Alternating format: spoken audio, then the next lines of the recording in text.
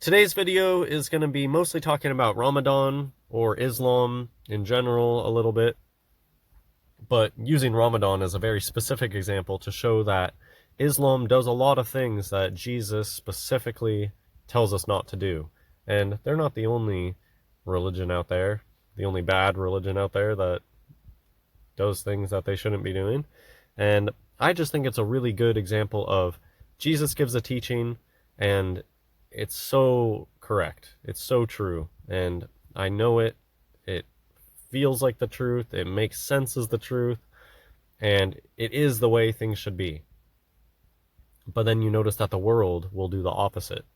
And that so often happens with Jesus's teachings, and it goes perfectly along with the Bible, that Jesus is the truth, and the world, if you're a child of God, the world is going to reject you and try to beat you up, and you can't go along with the world. It says that in the Bible. So it makes sense that a lot of these worldly religions, false religions, are going to do things that specifically contradict things that should make sense and are obviously true, but then it's extra bonus that they're teachings from Jesus himself. So one thing about Islam, which is extra bizarro, is that they try to be apologetic to Jesus and say, oh, we like you guys, Jesus is a prophet. And their explanation of Jesus is the most bizarre. I haven't really looked that much into it because they actually give Jesus powers that go beyond things that Muhammad does, which is really weird. Like Jesus, at least from what I've heard through, I would have to go triple fact check this or whatever, but I believe that they give Jesus powers in end times. Like Jesus ends up doing things that not even Muhammad does in end times. So that's weird. But also, you can't demote Jesus to a prophet because of the things that he said. Jesus did not shy away from his divinity.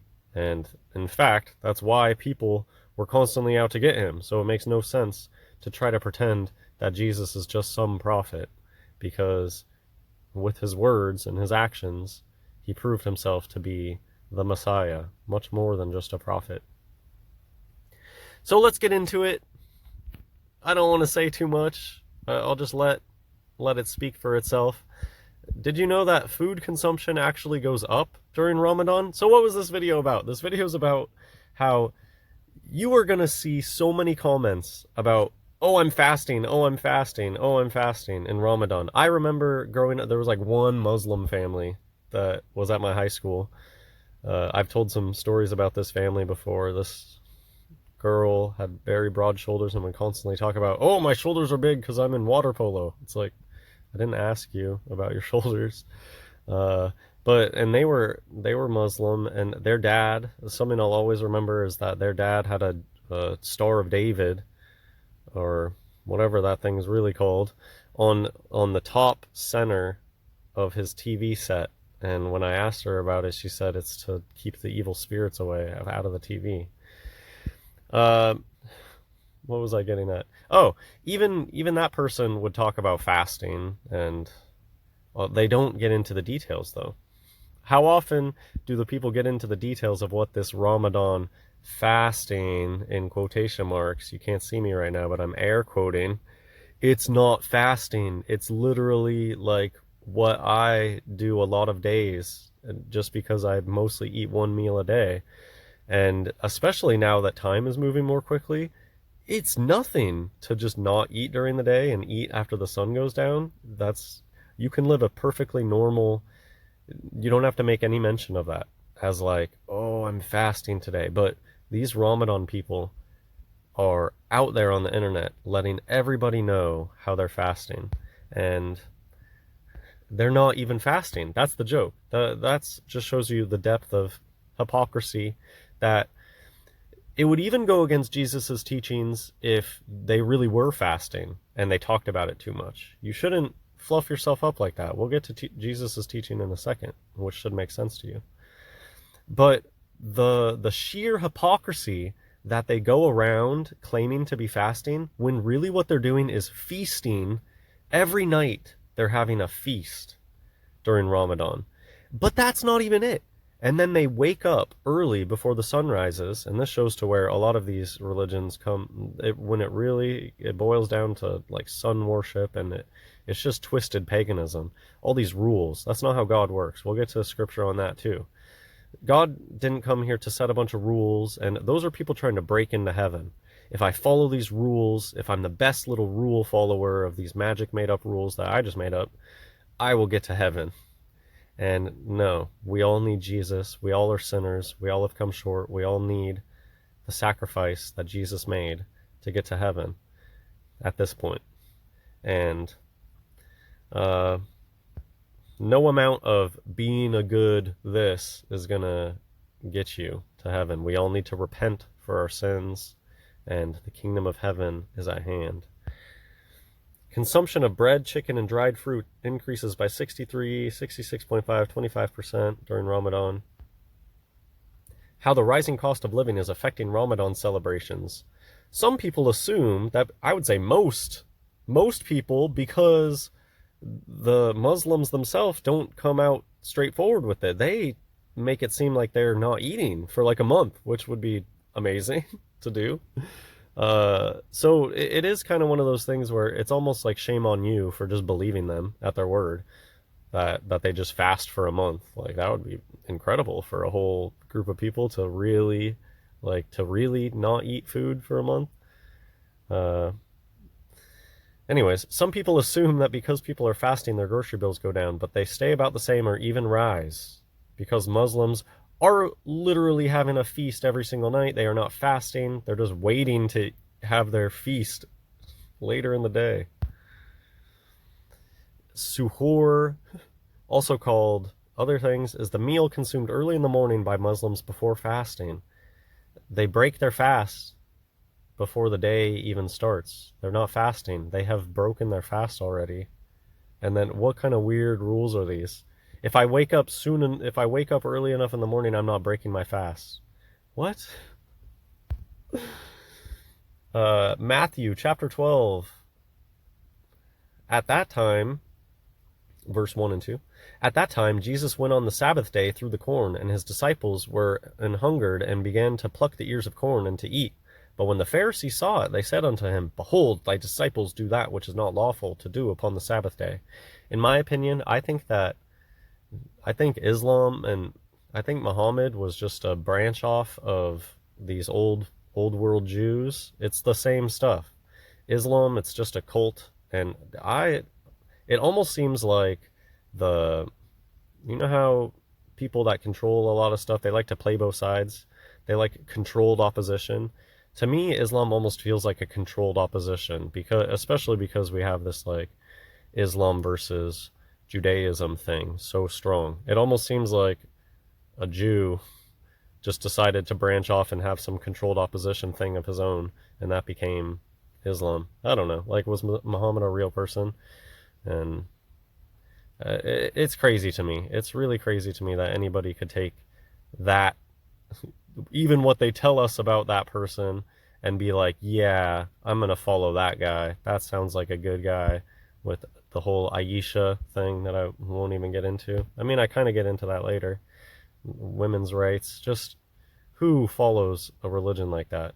It is disgusting. And people will try to compare that to the Bible. The Bible gets made out as a sexist thing, but it really isn't. And Christianity is what brings women's rights to places. And I mean, God made Eve from Adam's rib, and there's so much in the Bible that shows that it's not sexist. People try to make it out to be sexist, but I really don't see it that way. Yes, biblical times existed where women didn't have all the same sorts of rights, but the Bible has always, it's not like there's no books in the Bible containing women. There's amazing examples of women in the Bible as some of the most pious and people that we should be looking up to. Huge Ramadan grocery haul in Kuwait. So they're not fasting. They're doing this. This is what they're doing in preparation of their fast. It's a joke. I don't know how will I survive. So I just took one screenshot of a comment like this. There are literally millions of comments around this time of year about fasting. And I don't know how will I survive your cooking during Ramadan while fasting. I like the comment below. Try to recreate them to enjoy after iftar like I do. Literally just wait a little bit. You're not actually fasting. The advice is just wait a little bit because you're not actually fasting, just eat it later. People were saying just cook it during the day and then eat it later. Yeah, like people do that all the time. That's not there's nothing weird about that. If you have like a lot of desserts, and I think this was kind of a desserty thing. That's very common to cook a dessert early in the day and let it sit in your fridge and chill and mingle until after the sun sets. That is normal life for a lot of people a lot of time. Um, It is not war or famine. It is all simple hours from the time dawn breaks until sun sets. He eats as much as he wants, except that sleeping, and Ramadan is usually during the day. That is a whole other thing. A lot of times, it's like, it is so clown world. But I guess this has been going on for a long time. Not only is it just a day fast, but they literally will just like sleep through the day. So they sleep all day, and then they wake up and have a feast, and then they stay up playing video games and just eating chips and garbage all night. And then, oh crap, the sun is coming up in an hour. I better stuff my face.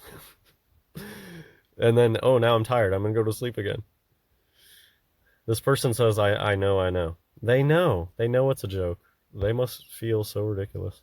Also, I commented before and it got deleted. Who was afraid that someone say something negative about the Ramadan? It's fake. Real fasting is different. It goes over days without any food and drinks, or over weeks only with drinking and clear soups. What a fake. This is not the essence of fasting. And more important than just not the essence of fasting is you shouldn't be bragging about it. Have I got to that verse yet?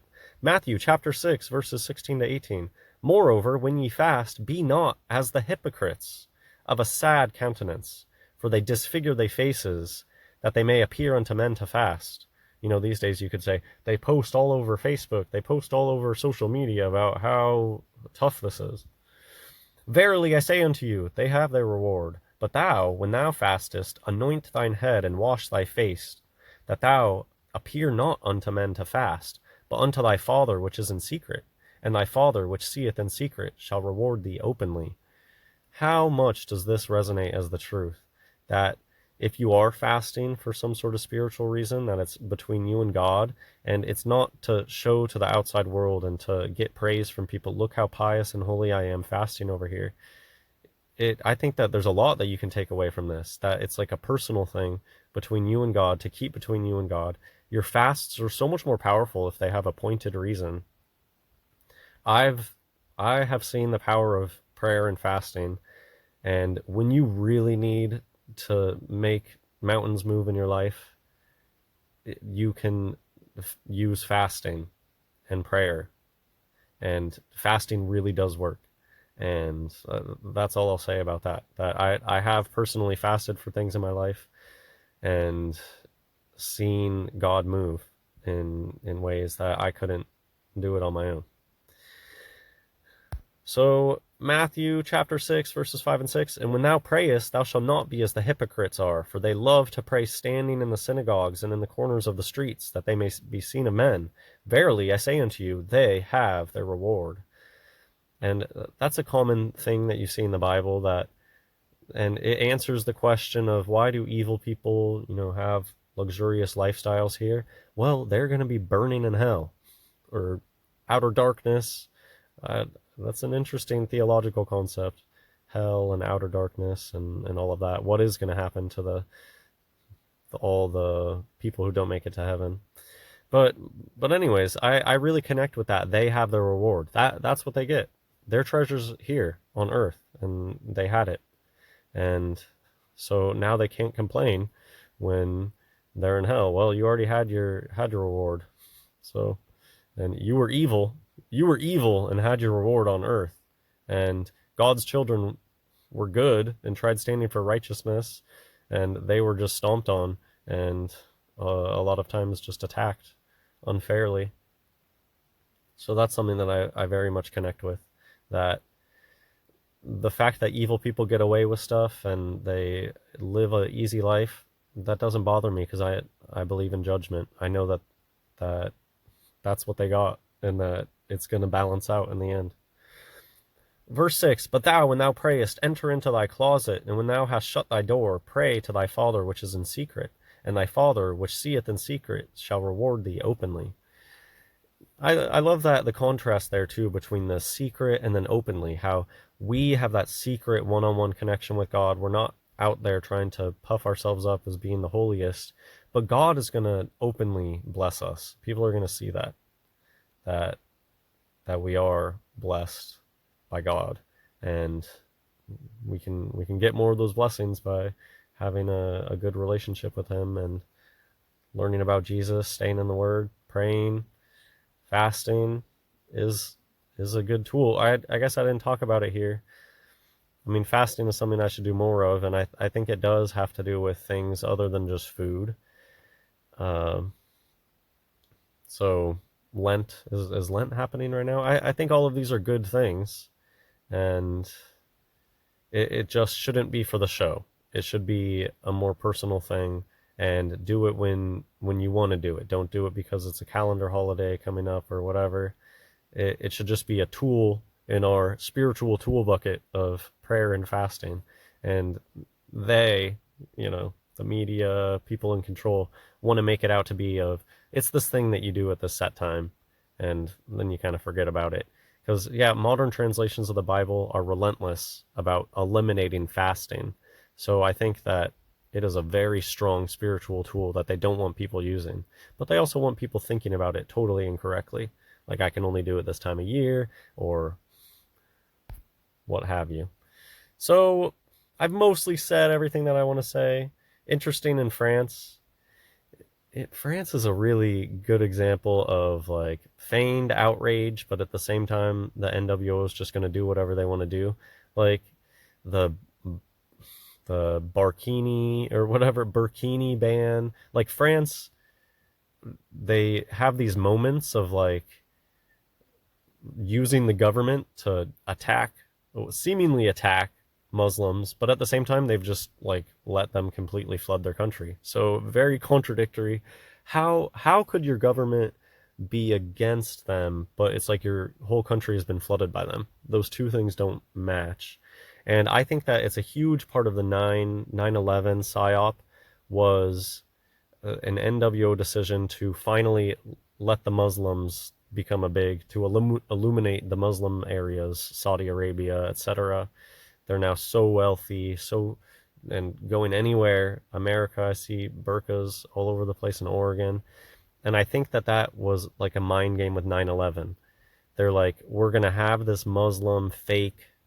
So, I mean, here's one for the Muslims. I think 9/11 was totally fake, CGI planes. I don't think that it was like Muslim plane hijackers. I think that's totally fabricated. But they like to do a duality, things that don't make sense, get people to believe things that don't make sense. So around the same time as the whole 9/11, Barack Obama pretending to be Osama, around that same time, Muslims start flooding everywhere. So you have those two totally contradictory ideas. Are they being attacked, or are they being spread, or is the NWO literally like injecting them into every country? And it's both. They do both at the same time, and it's kind of weird. Like, hey, we're gonna pretend like we're scared and we don't like these Muslims, but at the same exact time, we're gonna import them into all the countries. Those are just the types of mind games that they play, though, with the people. Let people know that they're powerless over this stuff. But isn't Islam all about submission? A bunch of sodomites. Look at this.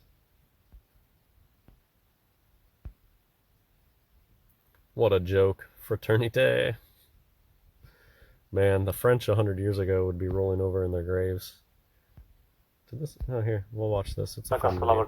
مرحبا وعليكم السلام ورحمة الله وبركاته. يا شيخ اليوم بالغلط وقعت تمي شاورما مع زيادة طحينية. نعم. وكمان قطعة تفاح وتقريبا 3 لتر مي. فمش عارف هل أكمل صيامي ولا أطعمني الله وسقاني.